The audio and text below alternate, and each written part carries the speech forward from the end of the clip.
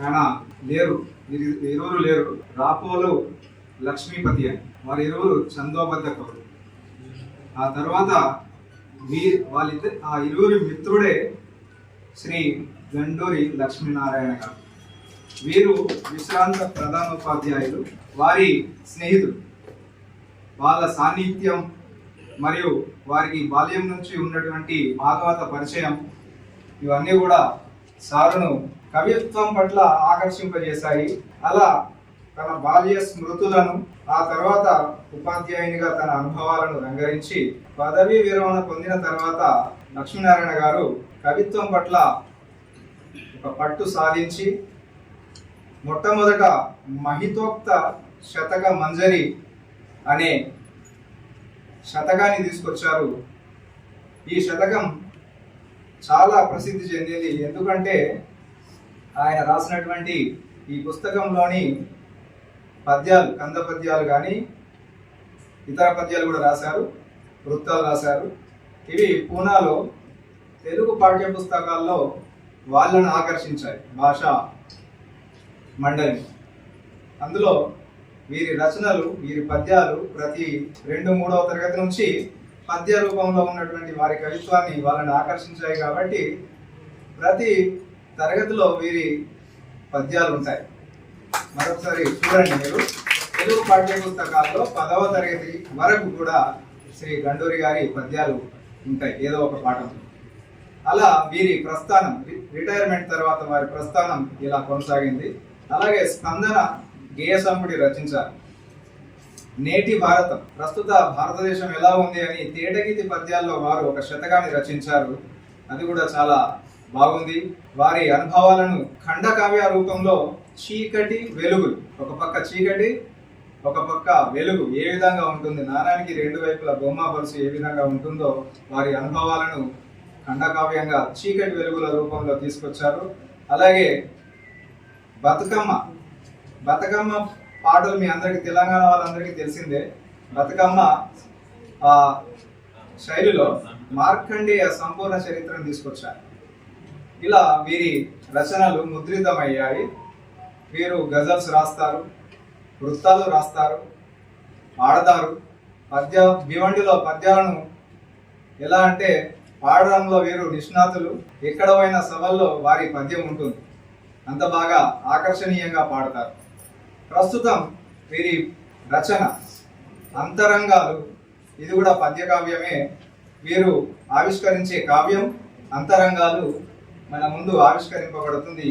ఈ సభా వేదిక మీద ఉన్న అందరూ కూడా విద్వత్వేత్తలు, వాళ్ళందరూ కూడా ఈ పుస్తకాన్ని ఆవిష్కరించాల్సిందిగా మనవి చేస్తున్నారు.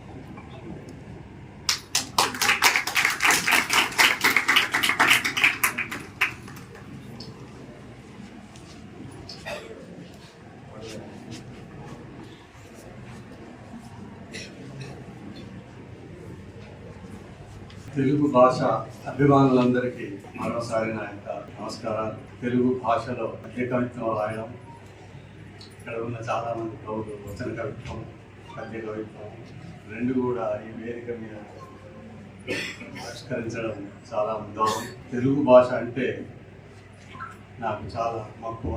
తెలుగును మించిన దివ్య భాష కలది, తీర్థప్రసాదంబుల వెలుగును నోచిన జన్మ జన్మమే కదా విశ్వాభిరుచంబుల.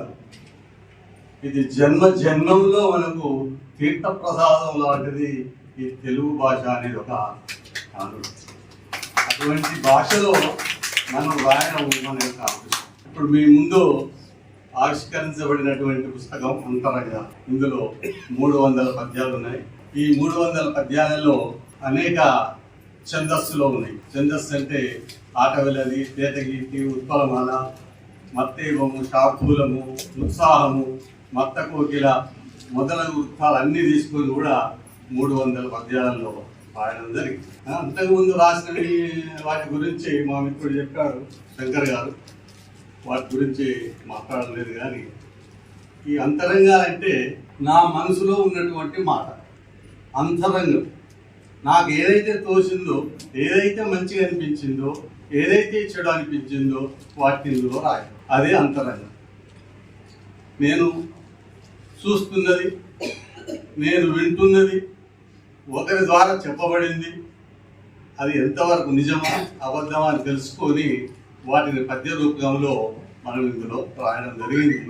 ఈ అంతరంగాల పుస్తకం నా గురించి ఇక నేను ముఖ్యాధ్యాపకుగా, ప్రధాన ఉపాధ్యాయులుగా విశ్రాంతి తీసుకున్న తర్వాత ఇక ఈ తెలుగు రాయడమే మొదలుపెట్టాను. ఇప్పటికి 6 పుస్తకాలు అయినవి. ఇందులో 1-2 పద్యాలు మీకు చదివి వినిపిస్తా. కారణమున కార్మికుల గర్మజలమున కారణమున పెరుగు సంపద నిక్కమి ధరణియందు. సంపద పెరగాలంటే కార్మికులు అవసరం. కార్మికులు లేకపోతే సంపద పెరగదు దేశంలో ఎప్పుడైనా. పెరుగు సంపద నిక్కమి ధరణియందు వారి సంక్షేమమును ఓరు ప్రభుతయున్నా. వారు సంక్షేమమును గోరు ప్రభుతయున్న ప్రగతి పథములు దేశము పరుగులిడును. వారి గురించి ఎప్పుడైనా ప్రగతి పథములు పోవాలంటే వారి సంక్షేమం చూడవలసినది ప్రభుత్వ బాధ్యత అనే ఒక అంతరంగం నాకు చెప్పింది. నాటక రంగమీ జగతి, నా అంతరంగంలో ఇది కూడా అన్నది. నాటక రంగమీ జగతి నాటకమాడగ వచ్చి మానవులు. ఈ జగతంతా నాటక రంగం. ప్రతి ఒక్క మనిషి ప్రతి ఒక్క పాత్ర వేసి వివిధ రకాలుగా వాళ్ళు నడుస్తూ ఉంటారు. ఒకరు నడిచిన విధంగా ఇంకొకరు నడవరు, ఒకరు మాట్లాడిన విధంగా ఇంకొకరు మాట్లాడరు. వాళ్ళ నడవడి వేరు వేరు ఉంటుంది. పాత్రల ప్రకారంగా ఉంటూ ఉంటారు. నాటక రంగమీ జగతి నాటకమాడగ వచ్చి మానవులు. నాటక వేదిపై ఇది నాటక వేదిక. మన ఉన్నది నాటక వేదిక. నాటక వేదిపై తమకు నచ్చిన మెచ్చిన పాత్ర వేసి, మన పాత్ర ఏమిటో మనం నచ్చినదే వేస్తాం, నచ్చని వేయం. ఎవరి అభిప్రాయం ప్రకారం వాళ్ళ ఫ్రెండ్స్ వాళ్ళ స్నేహితులు కలిసి ఉంటుంటారు. నాటక వేదిపై తమకు నచ్చిన మెచ్చిన పాత్ర వేసి వారాటల నాడి పాడియు కథాంతముతో తమ పాత్ర వీడియు. ఈ నాటక ఈ కథ అయిపోయిన తర్వాత తెర పడుతుంది, ఇక వెళ్ళిపోతాడు అన్నమాట. కాటికి చేరుకొందురిల కర్మ ఫలంబులు పొంది తప్పకన్. అతడు చేసిన ఏదైతే కర్మ ఉందో, పని ఉందో, ఆ ఫలితాన్ని అనుభవించి చివరికి వెళ్ళిపోతాడు. ఇది అంతరంగం. ఇంకొకటి, ఇటువంటి అన్ని జరుగుతూనే ఉన్నాయి మన కళ్ళ ముందర, మనం చూస్తూనే ఉంటారు. ధనమార్చింపగ మంచి మార్గములు నీ దాత్రీ స్థలిన్ కలిగినన్. మంచి మార్గాలు అనేక ఉన్నాయి. అవి ఉన్నప్పటికీ కూడా మనుజుండెక్కువ డబ్బు కాశపడి దుర్మార్గాది దుశ్చర్యలు గణనీయంబగా చేయసాగే అరరే కాంక్షించి భోగంబులను. భోగాలకు ఆశపడి అనేకమైన దుష్కార్యములు చేయడం మొదలు పెడుతుండ్రు. మంచి పనులు చేసి సంపాదించడం అనేక మార్గాలు ఉన్నాయి, కానీ దుర్మార్గ కార్యాలు చేస్తూ భోగభాగ్యాల గురించి ఎన్నో చెడు పనులు చేస్తున్నాడని బాగుంది. గణనీయంబుగా చేయసాగినరే కాంక్షించి భోగంబులను చనినాడేవియురావు వచ్చును గదా సచ్చీల సౌజన్యమే. మనం పోయేనాడు ఏమొస్తుంది? డబ్బులు బిబ్బులు ఏమి రాదు, ఒకటే వస్తుంది, సచ్చీలము సౌజన్యం.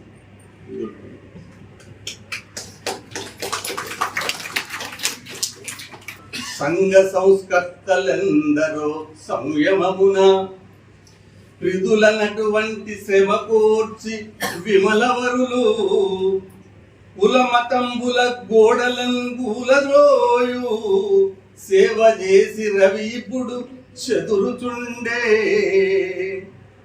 ఈ కుల మతాలు అనేవి చాలా మంది సంఘ సంస్కారంలో ఎక్కడి నుంచో వస్తున్నవి. కుల మతాలు తీయాలని అవి తిరిగి మళ్ళీ ప్రారంభమవుతున్నావా అనే ఒక అనుమానం వస్తుంది. ఆ అనుమానంతో రాసింది పట్టం. సంఘ సంస్కర్తలెందరో సంయమమున క్రిదులనటువంటి శ్రమకూర్చి విమలవరులు కుల మతంబుల గోడలను కూలరోయు సేవ చేసి రవి ఇప్పుడు చెదురుచుండే. ఇంకొక పద్యం అందరికి తెలుస్తుందని సులభమైన భాష ఇది, అందరికి తెలుస్తుందని తప్పకుండా. ఉపకారం బొనరించు వారలకు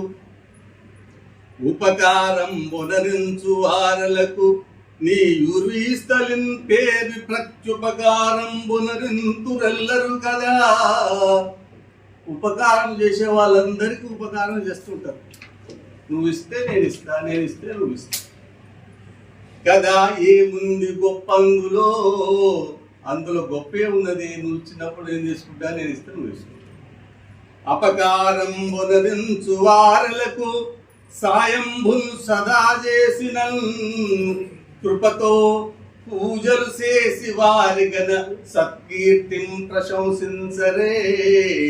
ఉపకారికి ఉపకారం కాదు, ఉపకారం చేయవానికి అపకారం చేసేవానికి ఉపకారం ఇస్తే అప్పుడు సత్కీర్తి వస్తుంది, అప్పుడు అతన్ని ఘనంగా పూజిస్తారనే భావంతో